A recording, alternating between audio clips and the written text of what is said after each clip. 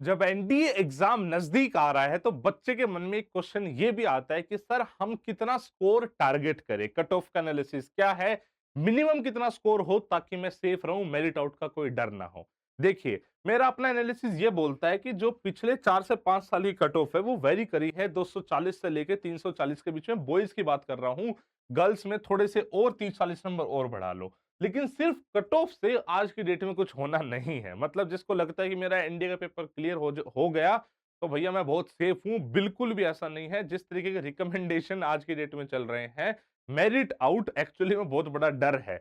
मतलब यकीन मानो, यहां पे बाहर हो जाओ ना रिटर्न एग्जाम के टाइम पे ही, वो ज्यादा कम, मतलब ज्यादा तो गलत टर्म होगी, कम कष्टदायक है। मेरिट आउट होना बहुत ज्यादा कष्टदायक है, बिकॉज आपको ऐसा लग रहा होता है कि बस मैं तो पहुंच गया एकेडमी, और एकदम से पता लगता है कि आप नहीं पहुंचे। तो भैया मेरी मानो, अगर मतलब अपने भाई पे बिलीव करो, तो बॉयज को एटलीस्ट टारगेट रखना चाहिए 400 प्लस का, और गर्ल्स को टारगेट रखना चाहिए 450 प्लस का।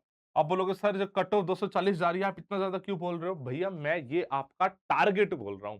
अगर आप इतना सोचोगे नहीं ना, तो इसके आसपास तक कभी पहुंचोगे भी नहीं। अगर आपका टारगेट ही 250-300 है तो यकीन मानो उतने तक ही मैक्सिमम पहुंचोगे। सोच बड़ी रखो, और पॉसिबल है, ऐसा नहीं है नहीं हो सकता, हो सकता है। अगर आप थोड़ा सा सिस्टमेटिकली अपनी प्रिपरेशन को अब भी इस 45 दिन में मोल्ड करोगे तो भी पॉसिबल है।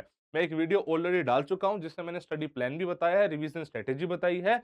आप चाहो तो हमारा निष्कर्ष बैच आ रहा है, आप एलडब्ल्यूएस ऐप पे जाके वो निष्कर्ष बैच भी फॉलो कर सकते हो, जहां पे हम बहुत सिस्टमेटिक तरीके से इस 45 दिन को यूटिलाइज करने वाले हैं। वो नहीं करना, खुद से करना है, जो मर्जी वैसे कर सकते हो, लेकिन टारगेट ये रखना चाहिए। अगर आप इससे कम टारगेट सोच रहे हो तो आप कहीं ना कहीं अपनी कैपेबिलिटी को भी कम आंक रहे हो। मैं मान सकता हूं लास्ट मोमेंट पे आके कॉन्फिडेंस बहुत डाउन होता है। आपने जो भी मेहनत करी है, चैप्टर्स जो पढ़े हैं, लास्ट में आके ऐसा लगता है कि यार कुछ याद नहीं रह रहा, भूल रहा हूं, मॉक्स में नंबर नहीं आ रहे।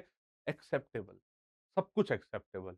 उसके बावजूद आपको इत्मीनान रखना है, थोड़ा-सा धैर्य रखना है, और कोशिश करनी है कि भैया अपने आप का बेस्ट आउटपुट आप निकाल पाएँ। अगर आपने इस टाइम पे राइट मेहनत नहीं करी, इस टाइम पे आप ढीले पड़ गए, इस टाइम पे आपका कॉन्फिडेंस डाउन हो गया, तो भैया पहले की सारी मेहनत किसी काम की नहीं है। जो इस प्रेशर में अपने आप को अच्छा निखार लेगा, वही सक्सेसफुल होगा। बिकॉज़ भैया जब यही प्रेशर नहीं झेल पा रहे हो, तो उस एग्ज़ाम में 2.5 घंटे का प्रेशर कैसे झेलोगे? समझ रहे हो बात को? एकदम शांति रखो, इत्मीनान रखो, भगवान पे भरोसा रखो, और अपनी मेहनत में कोई कसर मत छोड़ो। जब पेपर खत्म हो तो आपके दिमाग से ये होना चाहिए कि भैया मैं इससे ज़्यादा नहीं कर सकता था, मैंने अपना बेस्ट दिया।